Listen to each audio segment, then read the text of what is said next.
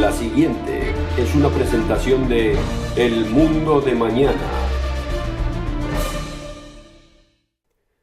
Vivamos por el hoy es un pegadizo tema de la banda Grassroots y propone un mensaje con el que demasiados jóvenes se han identificado. Dice: nunca fuimos de preocuparnos como lo hace la gente. Tomémoslo con calma y usemos mi simple plan. Aprovechemos al máximo la vida. Disfrutemos mientras podamos. El concepto de vivir por el hoy y olvidarse de mañana se ha impregnado en la cultura de los jóvenes. Es el nihilista refrán del sinsentido. Es una expresión natural de la teoría evolucionista, la cual para la mayoría es lo que reemplazó a Dios.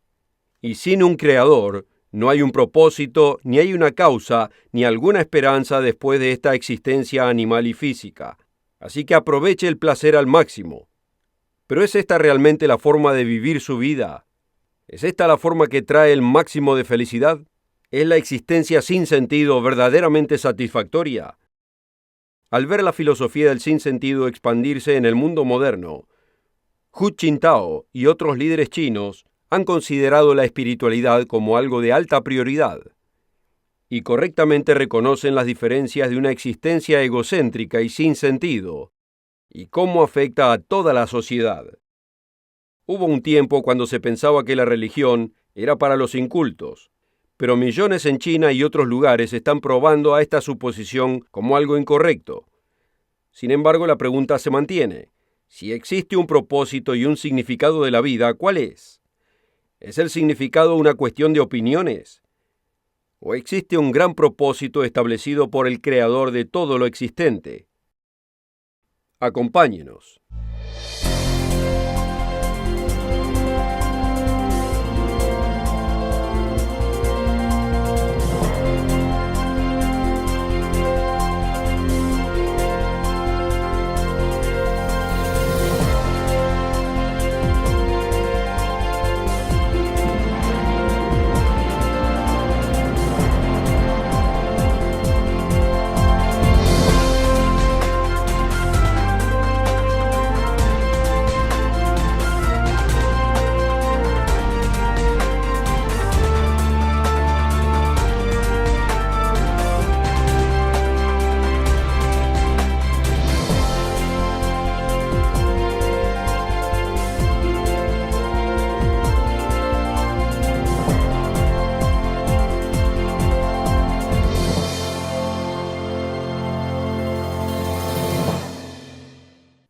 Bienvenido al mundo de mañana, donde tenemos esperanza por el futuro, una esperanza mucho más allá de lo que pueda imaginarse.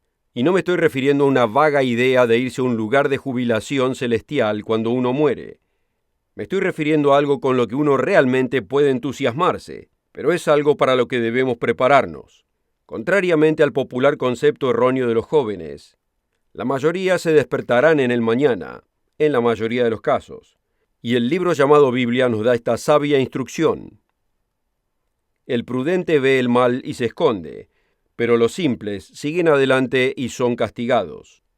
El hombre prudente mira hacia el futuro, dándose cuenta de que el futuro se aproxima, y junto con esto también muchas oportunidades, como así también desafíos. El joven que abandona la escuela o que no se toma las clases seriamente, no considera cuántas oportunidades futuras limita para sí mismo. Lo que hoy en día es un pequeño desafío puede transformarse en un enorme obstáculo en el futuro si no se resuelve ahora. La persona prudente se prepara para el futuro. Cuando yo era joven pensaba que solo los jóvenes podían disfrutar de la vida. Cualquiera con más de 40 años estaba condenado a una vida de servidumbre. ¡Qué idea tan ridícula! No podía entender que vivir una vida de realizaciones podía producir una recompensa mucho mayor que el próximo partido de fútbol. ¿Cómo es con usted? ¿Vive usted solo por el hoy? ¿O vive una vida con el futuro claramente presente? Sin importar su edad, el futuro encuentra la forma de aparecer antes de lo que uno se imagina. ¿Se está preparando para esto? Permítame hacerle una pregunta muy importante. ¿Es esta vida física el fin de su existencia? En otras palabras, ¿existe la vida después de la muerte? ¿Se da cuenta de que la respuesta puede ser sí o no? ¿O existe o no existe? Es difícil, ¿no es cierto? Imaginarse dejar de existir, nunca más saber nada, jamás tener otro pensamiento, jamás relacionarse con ningún otro, no poder escuchar o ver nunca más. ¿Sería posible que la vida, después de la muerte, sea una posibilidad? Si es así, pensémoslo. ¿Qué está haciendo ahora para prepararse? ¿Se va a despertar un día solo para darse cuenta que usted fue como aquel joven que ignoró prepararse para el futuro? ¿Sería posible que usted, sin darse cuenta, esté viviendo solo por el hoy? Todos estamos hechos de algo que llamamos materia. Casi nunca lo pensamos, pero ¿qué es la materia? ¿De dónde apareció? Para el observador casual, la materia siempre estuvo aquí, y después de todo, ¿no estuvo siempre aquí? Los científicos que estudian estas cosas no están tan seguros. De lo que están seguros es de que no siempre estuvo aquí de la forma que lo vemos hoy. Los científicos además nos dicen que la materia está hecha de átomos, y los átomos están compuestos de protones, neutrones y electrones. Los protones y neutrones forman el núcleo del átomo, mientras que los electrones giran alrededor del núcleo. No quiero entrar en demasiado detalle, pero hay ciertas cosas que quizás usted no sepa acerca de los átomos. Hubo un tiempo cuando se creía que los protones eran las partículas más pequeñas, si lo podemos llamar así, pero en 1968 se empezó a especular que los protones estaban hechos de algo llamado quarks. Hoy en día es de conocimiento común. Como ya veremos, los quarks son más pequeños de lo que la mente puede imaginarse. Por otro lado, la imagen popular que tenemos de los átomos como un cúmulo globular, o sea el núcleo, con otros glóbulos llamados electrones circulando como la luna alrededor de la Tierra, no es como existen en la realidad. En cambio, los electrones giran alrededor del núcleo más como las aspas de un ventilador a toda velocidad, con la diferencia que las aspas del ventilador solo parecen estar en todos lados al mismo tiempo. Algunos científicos dicen que en los átomos, los electrones están literalmente en todos lados a la vez, aunque en ningún lugar en particular al mismo tiempo. Yo no sé usted, pero mi mente tiene gran dificultad en entender ese concepto. Ahora consideremos el concepto de toda esta materia y de nuestro universo. La concepción popular es que todo comenzó en un Big Bang. Permítame hacer una cita del libro Una corta historia de casi todo, para explicar qué tan poco de lo que llamamos materia realmente existe. Un protón es una parte infinitesimal de un átomo, lo cual es por supuesto una cosa insubstancial. Los protones son tan pequeños que una pequeña pizca de tinta como el punto de una I puede contener aproximadamente 500.000 millones de ellos. Así que los protones son extremadamente microscópicos, sin exageración. Ahora si puede, imagínese, y por supuesto que no puede, reducir uno de estos protones a una billonésima parte de su tamaño normal, en un espacio tan pequeño que lo haría verse al protón enorme. Ahora compacte en este microscópico espacio unos 100 gramos de materia. Excelente. Ya está listo para comenzar el universo. Esto, de acuerdo a algunos científicos, es el punto que hizo estallar el Big Bang. ¿Pero qué causó esta explosión inicial? ¿Y qué existía antes del Big Bang? ¿Y cómo puede ser que tan poquito material, 100 gramos, fuese compactado en tan pequeño lugar? Una billonésima parte de un protón.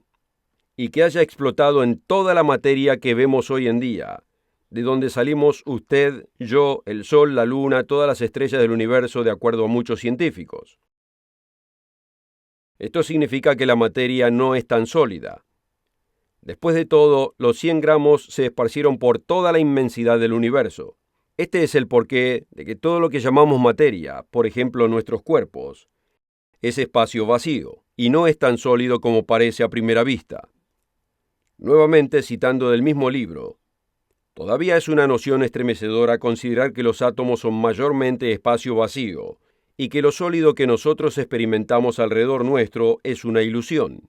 Cuando dos objetos se tocan en el mundo real, usando generalmente bolas de billar como ilustración, realmente no se golpean uno con otro. En cambio, como explica Timothy Ferris, los campos de carga negativa de los dos objetos hacen que se rechacen entre sí. Si no fuera por las cargas eléctricas, podrían atravesarse como galaxias, y pasar ilesos uno a través del otro. Cuando uno se sienta en una silla, realmente no está sentado ahí, sino levitándose por encima a una altura de un ángstrom, una 100.000.000ª parte de un centímetro. Nuestros electrones y los de la silla implacablemente se oponen a una intimidad más cercana. Aunque la Biblia no es un libro de ciencia, registra un hecho de ciencia tan profundo que llevó al hombre cientos de años comprenderlo por completo. Notemos este enunciado absolutamente asombroso, escrito hace casi 2000 años, mucho antes de que sean descubiertos los átomos y sus componentes como protones, neutrones, electrones y por supuesto los quarks. Por la fe entendemos que el universo fue constituido por la palabra de Dios, de modo que lo que se ve no fue hecho de cosas visibles. El punto de todo esto es que nuestro universo es mucho más misterioso de lo que nosotros imaginamos a primera vista. Que usted y yo existamos es un milagro. Todo lo que conocemos acerca de los elementos de la Tierra, leyes como la gravedad, nunca debe ser tomado por sentado. Aquí tenemos lo que nos comenta Bryson acerca de algunas, muy pocas de aquellas cosas que tuvieron que aparecer en forma exacta para que podamos existir nosotros y el universo. Lo que es extraordinario desde nuestro punto de vista es lo bien que todo nos aconteció. Si el universo se hubiese formado solo un poquito distinto, si la gravedad fuese una fracción más potente o menos potente, si la expansión hubiese procedido solo un poquito más lenta o más rápida, entonces nunca habrían existido los elementos estables para formarnos a usted y a mí y a la Tierra donde estamos parados.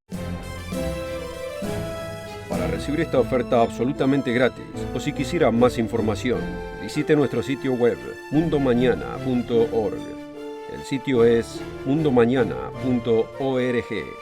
Y recuerde de encontrarnos en Facebook y asegúrese de seguirnos en Twitter.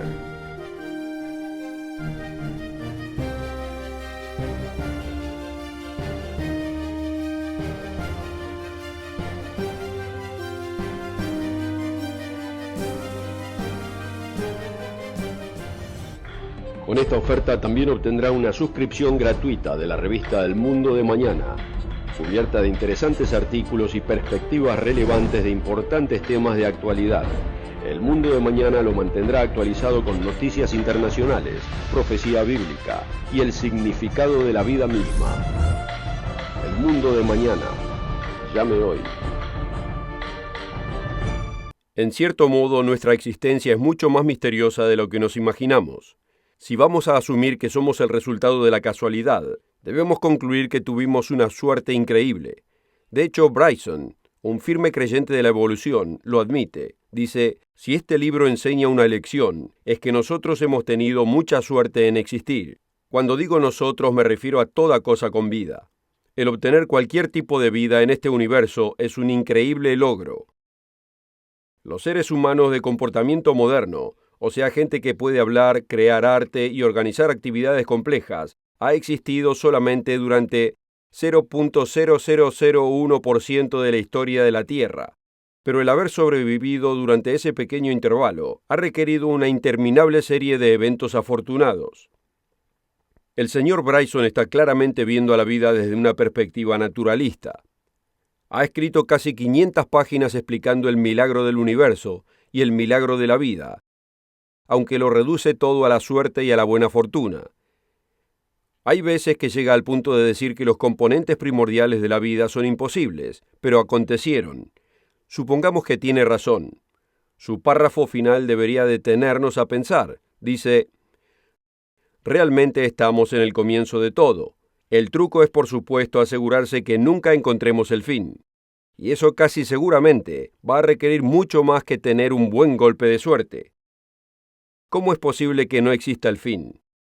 Lo que sabemos es que algún día nuestro Sol se va a extinguir, y nuestro vecino más cercano se encuentra a unos 3.5 años luz de distancia. Y hasta ahora solo hemos llegado a la Luna y nos ha costado un gran esfuerzo y un gasto enorme. Además, a menos que haya un cambio en nuestra naturaleza, la vida puede que se extinga de este planeta mucho antes que el Sol.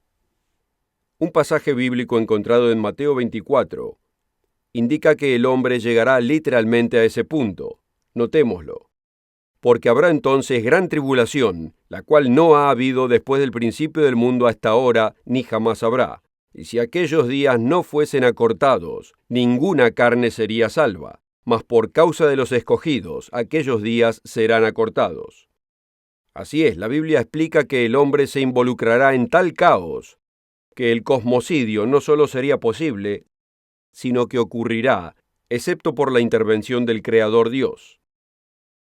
No importa si uno quiera creer en la Biblia o no, uno debe concluir que este enunciado, hace casi 2000 años atrás, hoy en día es posible. Además, solo se hizo posible hace menos de 60 años. ¿Quién hubiese imaginado el poder del átomo en el año 30 de esta era? Ahora, como dice Bryson, solo nos encontramos al comienzo de todo. El truco es, por supuesto, asegurarse que nunca encontremos el fin. Pero, ¿por qué no? Si estamos aquí por un instante, ¿qué diferencia tiene si la vida en este planeta perdura o llega a un final abrupto? Si la vida no existe después del sepulcro, nunca se va a enterar de qué sucedió, ni tampoco ningún otro. Cualquiera sean los placeres que vive hoy, no tienen sentido. En ese caso, quizás la banda Grassroots tenga razón, vivamos por el hoy. Pero, ¿y si están equivocados? El mismo libro que nos dice que lo que se ve fue hecho de lo que no se veía, también nos dice que verdaderamente existe la posibilidad de la vida después de la muerte. Ahora, o la hay o no la hay, no existe un intermedio. Y si los pocos años cortos que tenemos en esta vida física es todo lo que existe, podemos hacerle caso al refrán que habla del sinsentido. O como lo dice el apóstol Pablo, si como hombre batallé en Éfeso contra bestias, ¿qué me aprovecha? Si los muertos no resucitan, comamos y bebamos que mañana moriremos. Aunque varias religiones enseñan que existe la vida después de la muerte, la cristiandad bíblica ofrece una explicación válida de los medios hacia la vida eterna. Y la verdadera explicación es mucho más interesante de lo que la mayoría se imagina. Como hemos visto, el comienzo de la materia es algo fascinante e imposible que acontezca de pura suerte. Como cree Bryson, y no es el único con esta opinión, si este libro enseña una lección, es que nosotros hemos tenido mucha suerte en existir. El obtener cualquier tipo de vida en este universo es un logro increíble. Uno debe preguntarse, ¿aconteció todo esto por un gran accidente? ¿Evolucionamos de una primordial sopa de químicos sin vida en un universo que comenzó a existir de pura suerte? ¿O existe la posibilidad de que exista la inteligencia detrás de la materia y de todos los notables milagros de la vida? El ex primer ministro británico Winston Churchill creía que los grandes eventos en este mundo no son cuestión de suerte, sino de diseño. Dijo, yo diría que aquel que no puede ver que aquí abajo está siendo elaborado un gran propósito y diseño es porque debe tener un alma ciega. Así es. ¿Y cuál es ese propósito? ¿Alguna vez consideró que puede ser muy sabio explorar la posibilidad de que realmente pueda estar siendo elaborado un gran propósito aquí abajo? Y si ese propósito incluye el vivir más allá del sepulcro, puede ser inteligente prepararse para ello.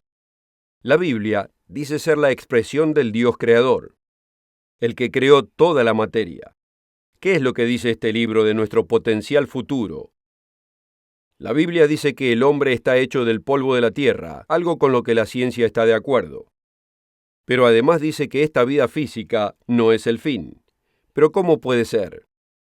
Jesucristo es una figura central en la Biblia, y dice que Él fue muerto, sepultado por 3 días, y después resucitado nuevamente a la vida. Eso es lo que la Biblia dice, y millones de personas alrededor del mundo creen que es verdad. ¿Pero será así? Si un hombre puede ser resucitado de la muerte, debemos concluir que lo mismo es posible para otros. Y esto también lo dice la Biblia. Pero otra vez, ¿será esto así? ¿O lo es o no lo es? ¿Qué evidencia tenemos entonces después de 2000 años de que Jesús haya sido resucitado para heredar la vida eterna? El hecho de que cientos de millones de personas lo crean no lo hace realidad. No queremos seguir a la mayoría en una mentira elaborada, pero tampoco hay que rechazar algo tan importante sin investigar los hechos. Durante el resto del programa, vamos a considerar dos hechos históricos relacionados con la resurrección de Jesucristo. El hecho número 1 es: la muerte, sepultura y resurrección de Cristo fue profetizada en gran detalle cientos de años antes de los propios eventos. Hay muchas escrituras que proclaman que alguien daría su vida como intercambio por los pecados de los hombres, y son tantas que no tenemos tiempo de enumerarlas todas en este programa, y menos de leerlas. Pero aquí hay una del profeta Isaías, encontrada en el capítulo 52 y 53 del libro que lleva el nombre del profeta. Aquí encontramos la razón de su muerte, junto con los detalles específicos de cómo acontecería. Por ejemplo, en los versículos 13 y 14 del capítulo 52, nos es dicho que sería golpeado tan brutalmente que sería difícil de reconocerlo como hombre. Notemos lo siguiente: he aquí que mi siervo será prosperado, será engrandecido y exaltado, y será muy engrandecido. Como se asombraron de ti muchos, de tal manera fue desfigurado de los hombres su parecer, y su hermosura más que la de los hijos de los hombres. Notemos ahora estos detalles en el próximo versículo. Así él rociaría a muchas naciones. ¿Qué significa esto? ¿De qué modo pudo rociar a muchas naciones? ¿Por qué haría esto? ¿Y con qué propósito? El por qué es encontrado en el próximo capítulo. Ciertamente llevó él nuestras enfermedades y sufrió nuestros dolores, y nosotros le tuvimos por azotado, por herido de Dios y abatido. Mas él fue herido por nuestras transgresiones, molido por nuestros pecados. El castigo de nuestra paz fue sobre él, y por su llaga fuimos nosotros curados. La Escritura continúa explicando lo que sería nuestra actitud y cómo Dios pondría sobre él los pecados de todos nosotros. Además muestra que él tomaría esto por su cuenta voluntariamente y humildemente. Todos nosotros nos descarriamos como ovejas, cada cual se apartó por su camino, mas el Señor cargó en él el pecado de todos nosotros. El angustiado y afligido no abrió su boca. Como cordero fue llevado al matadero, y como oveja delante de su trasquilador enmudeció y no abrió su boca. Porque cortado fue de la tierra de los vivientes, por la rebelión de mi pueblo fue herido. Esto es algo extraordinario. ¿Cómo puede un hombre hacer tal cosa? ¿Cómo golpear y matar a otra persona puede pagar la penalidad de mis pecados y los suyos? Por ejemplo, si yo quebranto una ley y el magistrado me cobra una gran multa, es posible que alguna otra persona, un amigo o pariente, decida pagar la multa por mí. Y también teóricamente es posible, aunque muy difícil que suceda en este mundo, que otro vaya a la cárcel en mi lugar y que hasta sufra la pena de muerte en mi lugar. Pero en este último caso, solo puedo hacerlo una vez. Sería intercambiar una vida por otra, un canje neto por única vez. Notablemente, esta profecía fue hecha cerca de 700 años antes de la muerte y resurrección registradas, de alguien que dice haber cumplido la profecía. Además hay un papiro con esta profecía escrita, que data de un par de siglos antes de Jesucristo. Y más allá, llegamos a un segundo hecho notable de la historia. Hubo enunciados de testigos visuales confirmando que Jesús era un gran profeta, que llevó a cabo muchos milagros irrefutables, que fue arrestado y crucificado de acuerdo a los detalles de muchas profecías anteriores.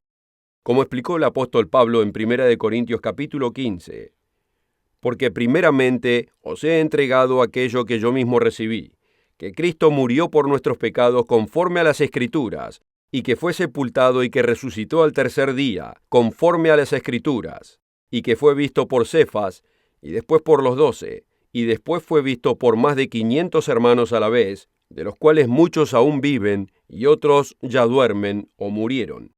Después fue visto por Jacobo, luego por todos los apóstoles, y al último de todos, como por un nacido a destiempo, él fue visto también por mí. Todo esto es interesante, pero prueba algo. Después de todo hay algunas personas, quizás decenas o quizás algunas centenas, en realidad no sé cuántas, que proclaman haber visto a Elvis Presley con vida después de la muerte. Así que el hecho de que algunos cientos de personas proclamen haber visto a Jesús con vida después de su muerte no es una prueba en sí misma. Pero posiblemente este sea el hecho más importante de la historia. Muchos de los que conocían a Jesús personalmente fueron cambiados dramáticamente después de su muerte, y ellos estaban dispuestos a morir para convencer a otros de la verdad de la resurrección. Ahora, amigos, nunca hubo falta de individuos dispuestos a dar su vida por alguna causa, pero muy pocos darían su vida por algo que supieran que es mentira. Aunque la historia nos dice que 11 de los 12 apóstoles de Cristo, que lo conocían íntimamente y que lo vieron después de su resurrección, dieron su vida por proclamar la resurrección de la muerte. Aparte de Judas Iscariote, quien se descalificó a sí mismo y fue reemplazado por Matías, cada uno excepto por Juan, de acuerdo a la historia, murió como mártir. Uno pensaría que al menos uno, o quizás unos cuantos, podrían haberse acobardado. ¿Por qué darían sus vidas sabiendo que era una mentira? Además, el hermano de Jesús, Jacobo, de quien dice en Juan 7, versículo 5 que no creía en él, se convirtió en creyente y en un prominente líder de la temprana iglesia después de la resurrección de Jesús. Asimismo nos es dicho que un hombre llamado Saulo, cuyo nombre fue cambiado a Pablo, perseguía a los primeros cristianos, hasta que fue derribado y pasó a ser uno de los más ardientes seguidores de Cristo, sufriendo azotes, apedreadas y muchas otras formas severas de castigo hasta llegar a su muerte, porque él llegó a convencerse de la verdad de la resurrección. Estos hombres no estaban jugando, ellos estaban con vida cuando aconteció la muerte y la resurrección de Jesús. Ellos no reportaron haber visto algo por cuestión de publicidad, ni porque tuviesen algún trastorno de razonamiento. Esta era gente inteligente y educada. En algunos casos hombres que no creían cuando Jesús estaba vivo, pero que quedaron tan convencidos que estaban dispuestos a morir por la resurrección. El mantra de muchos es vivir por el hoy. Pero los que son sabios se preparan para el futuro. Cada uno de nosotros tiene una cita con la muerte. Y cuando llegue ese fiel día, vamos a querer saber si es que existe la vida después de la muerte. En el mundo de mañana, pensamos que es más inteligente prepararse, mientras sea llamado hoy, para el día llamado mañana. Encuéntrenos la próxima semana aquí mismo y a la misma hora, para aprender más del mundo de mañana. Y asegúrese de requerir la literatura relacionada con el programa de hoy en nuestro sitio web. Nos vemos la próxima semana, aquí mismo. Para ver el programa de hoy, o para ordenar la oferta gratuita, visítenos en mundomañana.org. Y recuerde de encontrarnos en Facebook. Y asegúrese de seguirnos en Twitter. El programa precedente fue producido por la Iglesia del Dios Viviente.